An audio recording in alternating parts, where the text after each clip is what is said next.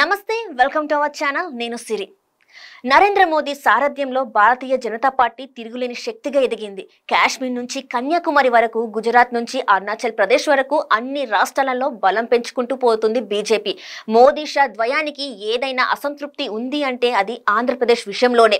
తమిళ politics లోను కాషాయ దళం కాస్త స్పేస్ క్రియేట్ చేసుకుంది. ఏపీలో ఆ మాత్రం సందు కూడా దొరకడం లేదు. దేశం మొత్తం హీరో ఇమేజ్ సొంతం చేసుకున్న కమల్నాథులు ఆంధ్ర పాలిటిక్స్ లో ఇప్పటికీ జీరో లెవెల్లోనే ఉన్నారు. తెలుగు నేలపై బీజేపీ తెగిన గాలిపటంలా గమ్యం లేని బాటసారిలా మారడానికి అసలు కారణమేంటో తెలుసుకోవాలని అనుకుంటున్నారా? అయితే ఈ వీడియో చివరి వరకు చూడండి. మన దేశంలో జాతీయ పార్టీలు ఎన్ని ఉన్నా అన్ని రాష్ట్రాల్లోనూ అధికారం చెలాయించింది ఒక్క కాంగ్రెస్ మాత్రమే. స్వతంత్ర పోరాటానికి నాయకత్వం వహించిన పార్టీగా కాంగ్రెస్ ఆ ఘనత దక్కించుకుంది. నరేంద్ర మోదీ బీజేపీ పగ్గాలు అందుకున్న తర్వాత ఆ రికార్డు చెరిపేయాలని పట్టుదలతో ఉన్నారు. అయితే మోదీ ఆశయానికి ఆంధ్రప్రదేశ్ పెద్ద అడ్డంకిగా మారింది.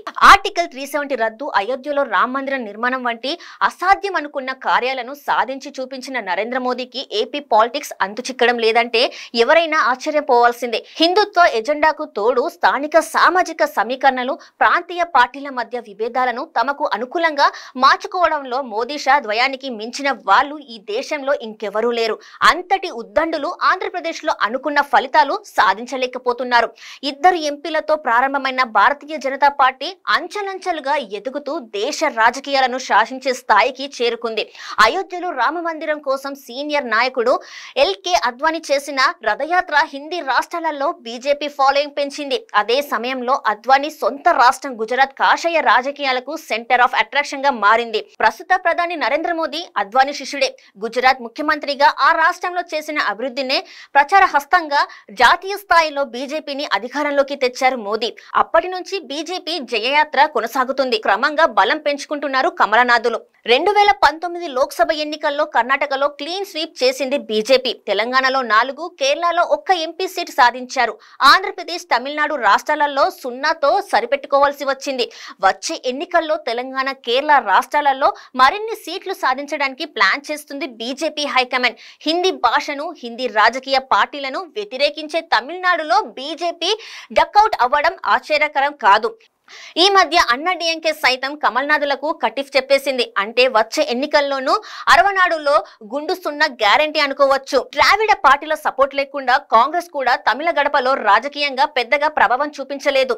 ఆంధ్రప్రదేశ్ లో పరిస్థితి అందుకు పూర్తిగా భిన్నం. ఇక్కడ అన్ని పార్టీలు బీజేపీకి అనుకూలమే. జనసేనకు ఎన్డీఏ కూటమిలో అధికారిక సభ్యత్వం ఉంది. వైఎస్ఆర్ కాంగ్రెస్ అనధికార ఎన్డీఏ భాగస్వామి అని అందరూ చెప్పుకుంటారు. ఇక ప్రధాన ప్రతిపక్షం తెలుగుదేశం గతంలో బీజేపీ మిత్రపక్షంగా ఉంది. పరిస్థితులు అనుకూలిస్తే మరోసారి 2 పార్టీలు జటకట్టే అవకాశాలు కనిపిస్తున్నాయి. మరి బీజేపీ పొజిషన్ ఏంటయ్యా అంటే నోటాకి కొంచెం అటు ఇటుగా ఉందని చెప్పాలి. వచ్చే ఎన్నికల్లో కమల్నాథులు ఇంతకంటే ఎక్కువ ఓట్లు సాధించే ఛాన్స్ కనిపించడం లేదు. ఢిల్లీ పెద్దల లెక్కలకు, స్థానిక నాయకుల ఆశలకు పొంతన కుదరకపోవడమే ఏపీలో బీజేపీ దుస్థితికి ప్రధాన కారణమని అంటారు రాజకీయ పరిశీలకులు. ప్రతి రాష్ట్రంలోనూ ఎవరిపైన ఆధారపడకుండా సొంతంగా బలం పెంచుకోవాలన్నది బీజేపీ హైకమాండ్ ఆలోచన. ప్రత్యేక హోదాపై యూటర్న్, విశాఖ రైల్వే జోన్ విషయంలో ఉదాసీనత, పోలవరం ప్రాజెక్ట్ నిధుల కేటాయింపులో అలసత్వం, వైజాగ్ స్టీల్ ప్లాంట్ అమ్మకానికి పెట్టుబడి వంటి అనేక కారణాలతో బీజేపీ జాతీయ నాయకుల మొహాలు చూసి ఆంధ్రప్రదేశ్ లో ఓటు వేసే పరిస్థితి లేదు. అలాగని స్థానిక నాయకులకు పలుకుబడి ఉందా అంటే అది లేదు. ప్రాంతీయ పార్టీలతో పొత్తుల ద్వారా కొన్ని సీట్లు సాధించే అవకాశం ఉంది. కానీ బీజేపీ పెద్దలతో పాటు స్థానిక నాయకుల అత్యాశతో అది కుదరలేదు. నోటాతో పోటీ పడుతూ కూడా తమకంటే మునగాలు లేరని చెప్పుకోవడంలో ఏపీ బీజేపీ నాయకులను మించిన వాళ్ళు లేరు. అందులోనూ 2 వర్గాలుగా విడిపోయి ఒక వర్గం వైసీపీ బి టీమ్ గా మారడం పార్టీ అవకాశాలను మరింత సంక్లిష్టంగా చేసింది. వైసీపీతో పొత్తు పెట్టుకోలేరు, టీడీపీతో కలిసి వెళ్లడానికి ఒప్పుకోరు.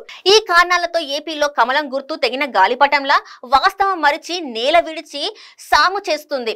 అధికారం సాధించాలనే ఆశ అయితే ఉంది, కానీ సాధించడానికి కావాల్సిన ప్రణాళిక, ప్రయత్నం కొంచెం కూడా కనిపించడం లేదు.